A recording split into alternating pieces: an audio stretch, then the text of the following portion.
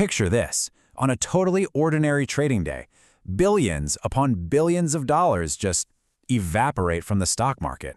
And the craziest part? It wasn't because of some local economic crisis. Nope. It was because of a conflict happening thousands of miles away. So today, we're going to dissect that crash and figure out exactly what happened.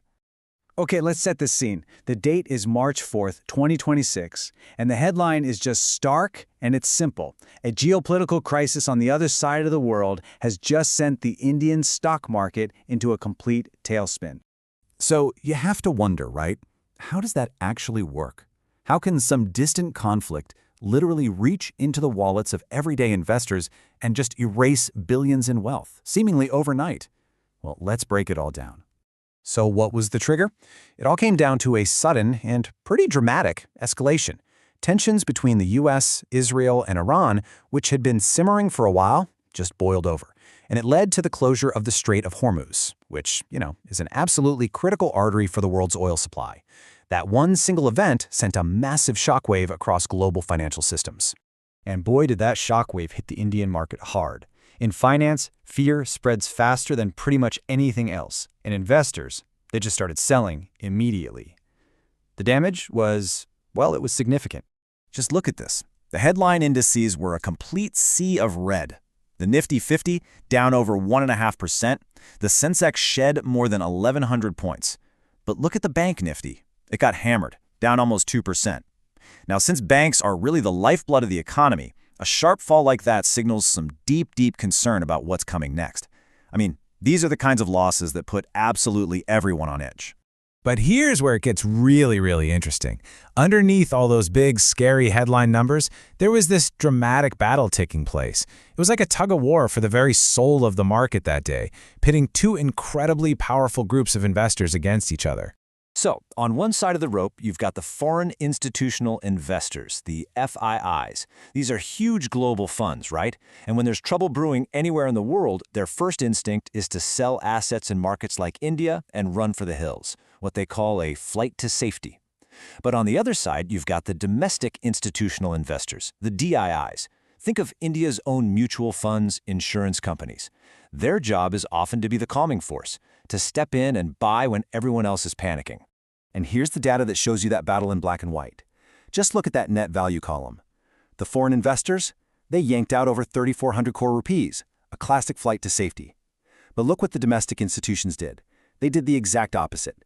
They weren't just buying the dip, they went on an absolute shopping spree, pouring a massive 9,200 crore rupees into the market. This chart just makes that tug-of-war crystal clear. That red bar, that's all the foreign money rushing for the exits. But that green bar, the domestic buying, wow, it's nearly 3 times bigger. And this is the absolute crucial point. As bad as the day was, this domestic firewall is what prevented a complete and total catastrophe. As this market report from that very day pointed out, the DIIs acted as a vital cushion.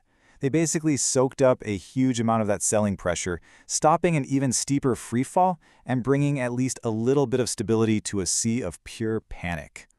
But hey, even with that cushion, the damage was widespread. And a market crash is never, ever uniform. In the middle of all that carnage, there were some very clear winners and some very, very clear losers. The casualties? Well, they were kind of predictable. Companies with direct ties to the crisis got hit the hardest. Petronet LNG, it crashed on fears of supply disruptions. Larsen & Toubro, a huge infrastructure company with a ton of orders in the Middle East, got absolutely hammered. And of course, with fears of a global recession suddenly on the table, big industrial names like Tata Steel and Tata Motors also took a major beating. But it wasn't a total bloodbath for everyone. Investors flocked to what you'd call safe havens. Defense stocks, like Paris Defense, soared a staggering 12%. The grim logic there is that conflict is, well, good for the defense business. Meanwhile, IT giants like Infosys and Tech Mahindra actually gained because they earn in dollars and a weaker rupee helps them out. Even stable companies like Bharti Airtel were seen as a safe place to park money. The impact of a day like this, though, it goes way beyond just a few stock tickers on a screen. The economic damage was real, and it was felt right across the country. Let's zoom out and look at the broader fallout. This is the number that truly matters. 8.75 lakh crore rupees. Let that sink in. That's nearly 9 trillion rupees of investor wealth that just poof, gone, vanished in a single day. This isn't just numbers on a screen, you know. This is people's retirement funds, their savings for their kids' education, their hopes for the future, all taking a massive, massive hit. And at the exact same time, the Indian rupee fell to a new all-time low. Now, this isn't just a problem for importers. A weaker rupee, especially when oil prices are spiking, means the cost of fuel, food, and pretty much everything we buy, it goes up. It's a direct hit to the wallet of every single person in the country. And the panic was just everywhere. It wasn't just the big index stocks getting sold off. On this one day, 580 different companies hit their lowest price in an entire year.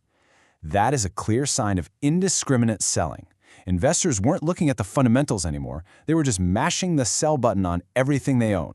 Which really leaves us with this final lingering question. This entire event, from that geopolitical trigger to the domestic tug of war between investors, it just reveals how deeply interconnected our world really is. And it forces us to ask, in this globalized economy, when events happening thousands of miles away can dictate our fortunes, who really holds the power?